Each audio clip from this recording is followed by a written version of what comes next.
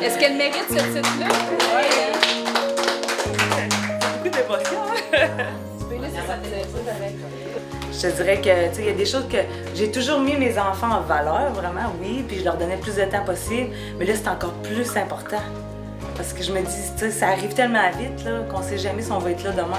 Fait que pour moi, c'était vraiment important.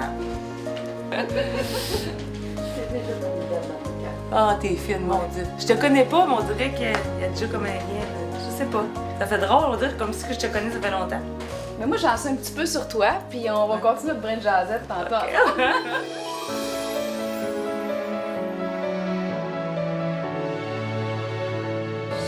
J'ai appris fin janvier que j'avais le cancer.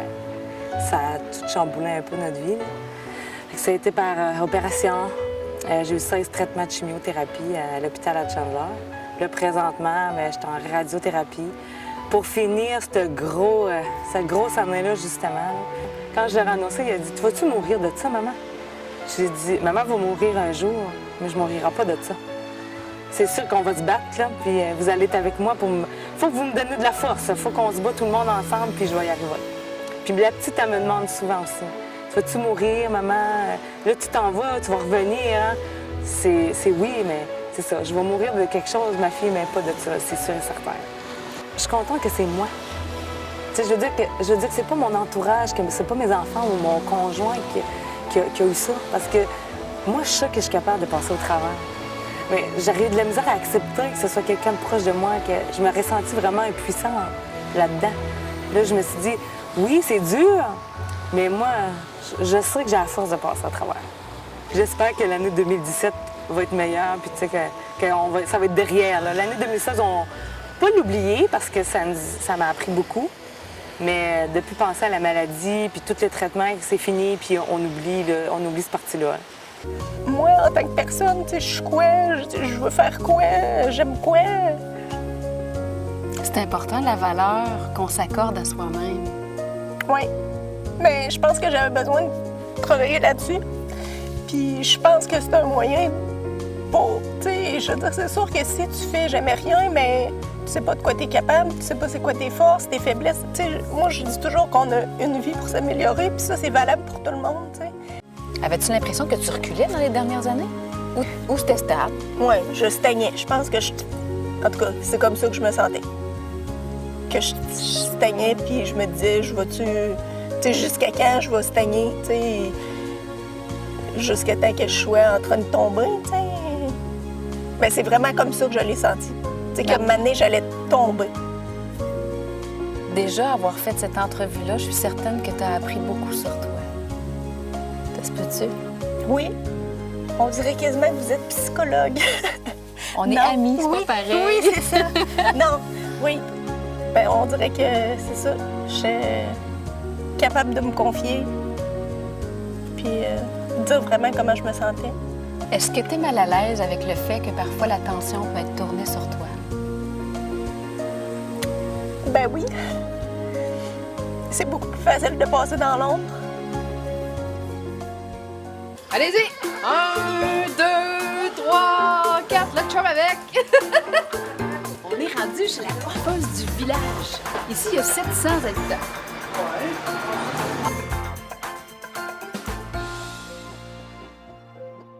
Des grands talents de chanteuse, là. Tu sais, quand... Je vais en entendre un petit bout. Hé, non! Tu peux pas vraiment. Es-tu du genre à chanter toute seule dans ton auto? Ben oui. Fort? Oui. Qu'est-ce que tu chantes? Ben, ce qui passe à la radio, là. Ben, ce qui est bon, c'est que c'est vraiment sur la bonne note, là. C'est pareil comme le vrai chanteur. Oui. Ou la chanteuse. Et on m'a souvent dit au travail, parce que je chante aussi au travail, puis des fois je disais, je pense qu'il y avait une note qui était peut-être pas juste. Puis là, on m'a répondu, t'es chanceuse si t'en as juste entendu une qui était pas correcte. Selon le GPS, nous sommes à 30 secondes de rencontrer notre supermom. Et sur place, il y a sa sœur, Nancy, qui nous attend. Elle fait partie de la surprise. Ah, c'était là. On a passé tout droit. On va revirer de bord.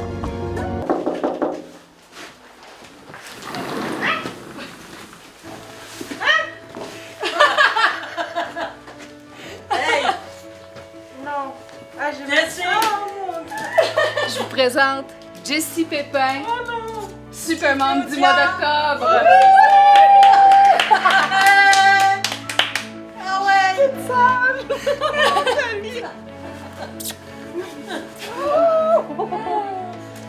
Bravo, pour vrai, ma belle. Ça fait une semaine que je pleure, je suis malheureuse au fond. Ça fait une semaine qu'elle pleure et qu'elle est malheureuse. Nous autres, là, savez-vous que le club des Supermoms est là pour rendre les gens heureux? Aïe aïe, je me sens mal. Il y a une grande blessure en dedans de toi. Ouais. Serais-tu prête à m'en parler? J'ai perdu ma fille. Comme si je me l'avais fait voler. Je me souviens même pas de ce qui s'est passé. Je me souviens juste qu'ils m'ont dit que ma fille était morte. Mais mon cerveau, il a comme tout bloqué ça. Là. J'ai tout devant moi pour être heureuse, puis je viens pas à bout. T'sais. J'apprécie pas les bons moments, juste les mauvais moments. Mais là, c'est un beau moment, oui. Puis je l'apprécie. Vraiment. Embarque dans le bateau, embarque dans la vie. Embarque dans la vie.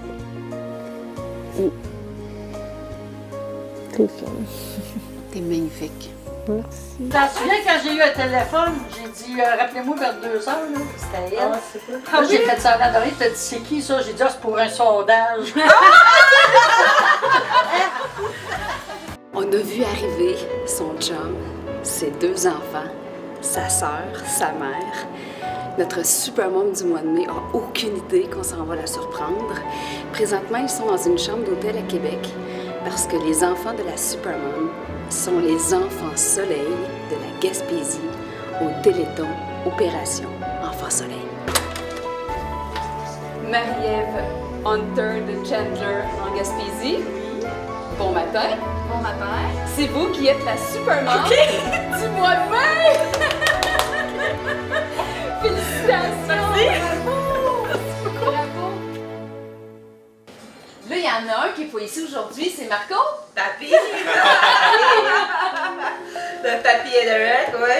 Il n'est pas là physiquement, mais je Non. pense qu'il est là avec tout son Ah amour. mon Dieu, oui. Oui, le téléthon est déjà en train d'enregistrer. Papy pêche au mort, ça fait que papy ne pouvait pas être ici. Fait que là, le téléthon est déjà en train d'enregistrer, c'est déjà prêt. C'est déjà programmé. Faut pas qu'il manque rien. Il dit, moi je suis pas là, mais il dit, je vais pleurer chez nous. Quand on a eu le diagnostic de Derek, j'étais enceinte de 36 semaines. Mais là, c'est sûr que c'est difficile parce que je savais que j'attendais un garçon. On peut pas détecter si on entend un autre autiste ou pas. J'en voulais pas, un autre autiste. J'ai fait une grosse dépression dans ce bout-là. C'était vraiment difficile. Je pense que ça a été notre période la plus rough. On est habitué à se lever entre 4 et 8 fois par nuit. Là, avec 2 enfants malades, il faut tout le temps essayer. Tu sais, dans le fond, eux autres, c'est pas eux autres qui vont s'adapter à notre environnement, c'est nous autres à s'adapter à eux autres, vraiment. Est-ce que t'es comme toutes les mamans? Tu ferais tout pour tes enfants? Tout, n'importe quoi. C'est sûr que j'ai tout le temps eu une grosse force de caractère. Un gros caractère, je retiens ça de ma mère. Maman, les Supermoms se cachent parfois pour pleurer. Oui, effectivement. Ça peut arriver. Il y a des journées qui sont plus difficiles que d'autres. Tu te caches où? Dans la chambre de bain. Oui, c'est dans la salle de bain que ça se passe. Quand on peut être tout seul dans la chambre de bain. Parce qu'avec des enfants, c'est moins facile. Fait que là, on me dit, c'est la maladie de Moya. J'ai dit, OK, comment qu'on guérit ça? Ah, on va commencer le traitement tout de suite. Les jeunes, là, il va se rattraper.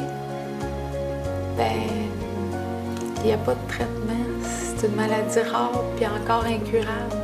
S'il ne fait plus d'accident vasculaire cérébral, il y a une espérance de vie comme quelqu'un d'ordinaire. Ce qui est le plus brûlant, c'est pas nécessairement d'habiter 7 mois à l'hôpital. Ce qui est vraiment brûlant, c'est de savoir qu'il peut mourir n'importe quand. Ça, ce sentiment-là, là, c'est... Tu sais, ça, j'en parle pas souvent, par exemple, cette peur-là que j'ai qui meurt, tu sais, mais... Elle est là, tu sais. Et c'est comme un nuage, là, qu'on a au-dessus. J'ai un traumatisme crânien, puis j'ai un petit bonhomme qui fait des AVC.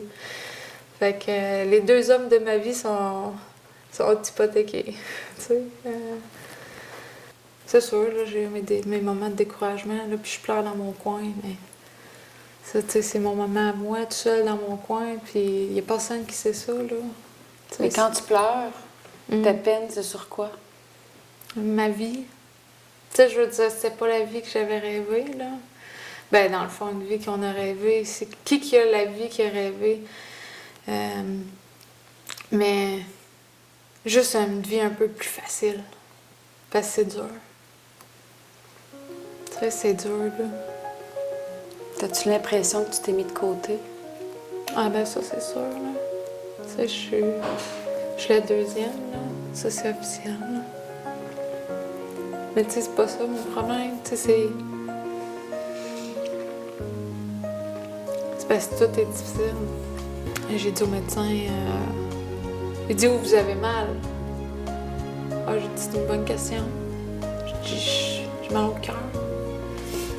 Fait que, il commence avec le stéthoscope. Je me souviens, j'ai dit, comment je vais dire ça? J'ai pas mal à mon cœur. Tu sais, j'ai mal en dedans. Tu sais, fait que, j'ai dit, je sais pas, mais il dit, comment je peux vous aider si vous me dites pas ce que vous avez? Fait que j'ai dit, je sais pas. J'ai dit, peut-être si on parle un petit peu, ça va faire du bien. Tu sais, comme depuis le départ dans ce concours-là, je dis, on fait pas des enfants pour avoir de la reconnaissance, mais tu sais, quand on a une petite tape dans le dos, puis crème, go Marie, t'es une bonne maman, ça fait comme tellement du bien. Marie-Hélène, tu disais que tu avais des to-do list. Tout le temps. Je vois pas grand-chose. Ben, je vois des photos, des notes, là, mais dans ton téléphone, ça, c'est correct, Oui, là, mais téléphone full. t'es pas Miss To-Do List dans ta maison. C'est quasiment gênant, là. Pourquoi? On me posait de regarder loin. Je l'avais caché pour que mes invités la voient. Tous les soirs, je me couche en me disant, j'espère qu'ils ont eu une belle journée. J'espère que je leur ai amené quelque chose. J'espère que ce que j'ai fait, un jour, tu sais, ils vont s'en rappeler ou un jour, tu sais, ça va porter ses fruits. T'as pas peur d'être essoufflée, épuisée à un moment donné? Ou tu y penses pas? Je pense pas. Ou tu veux pas y Ben, je veux pas! Tu sais, le moral d'une famille repose sur la mère. Là. Si la maman va bien, la famille va bien. C'est le nœud de la famille. Ben, je pense. Et quand maman va pas, tu sais, tout le monde file un peu croche, on dirait. Pendant que moi, je me battais en bas, lui, il se battait en haut, on dirait que j'étais comme connectée avec lui. Puis, ben, il a passé au travers. Puis j'ai pu finalement aller le voir, tu sais. Quand j'ai accouché, ça a pris 2 jours avant que je le voie. Ça, c'était pas parce que j'étais malade, c'est parce que j'étais pas capable. Ça, je l'ai jamais dit à personne. Hein. T'es la première à qui je dit, j'étais pas capable. Je voulais même pas le voir. Ben, je voulais le voir, mais les photos, là, écoute, il y a même pas de peau, là. C'est ton enfant, mais à 24 semaines, excuse, là, je pleure intense, mais à 24 semaines, là, il y a même pas de peau, là. Tu sais, il y a de la peau, mais le mien, là, c'était transparent, puis j'avais tellement peur. Puis là, mon chum, ça a pris une journée et demie que finalement j'ai dit faut que j'y aille. Puis quand je suis allée, j'étais devant sa porte de chambre, j'étais pas capable de rentrer. Puis quand j'ai rentré, j'étais plus capable de partir. Je voulais plus m'en aller, je le vois encore, il était tellement beau. J'ai toujours été long de même. Il pesait une livre et 2. Fait que oui, tu vis juste ça, des frustrations. Tu te demandes pourquoi toi. Puis j'en voulais au bon Dieu. C'est niaiseux, là, il y a une croix avant que tu rentres, puis à tous les jours, je priais, puis je me disais, il y a une croix avant de rentrer à Sainte-Justine, puis là, je la regardais, puis là, je me disais, bon, Nolan, aujourd'hui, il faut qu'il prenne du poids. Bon, là, Nolan, aujourd'hui, il y a une opération, il faut qu'il vive. Puis là, des fois, je disais, pourquoi tu me fais ça à moi? Tu sais? Fait que c'est ça. T'as eu des discussions avec le ciel Oui. une couple de fois? À tous les jours. Des fois, je l'envoyais promener. On fait tout ça, mais c'est à nous autres, tu sais, parce que eux autres aussi, c'est eux autres, dans le fond, les champions. Tu sais, nous autres, on fait juste les accompagner. Hop là!